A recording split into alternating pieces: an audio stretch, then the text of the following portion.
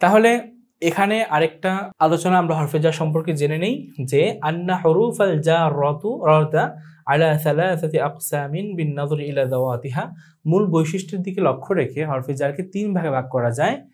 ফাতিসাতুন মিনহা হুরুফুন ফাকাত, 9টি শুধুমাত্র হরফ, সেটি হলো মিন, ইলা, হাত্তা, ফি, বা, লাম, ওয়ারুব্বা, ওয়াউল কসম, ওয়া, তা, ওয়াউল কসম, তাউল কসম।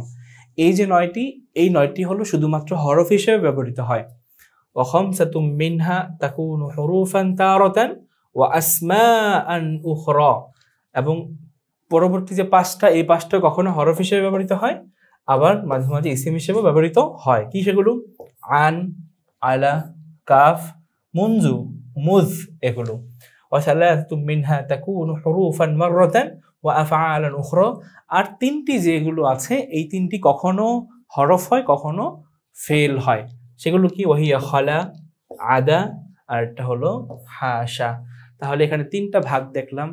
প্রথম 9টি হলো সবসময় হরফ হিসেবে ব্যবহৃত হয়, পরবর্তী 5টি সবসময় মাঝে মাঝে হরফ হিসেবে, মাঝে মাঝে ইসিম হিসেবে, এবং এর পরবর্তীতে যে 3টি রয়েছে সেগুলো কখনো হরফ এবং কখনো ফেল হিসেবে ব্যবহৃত হয়ে থাকে।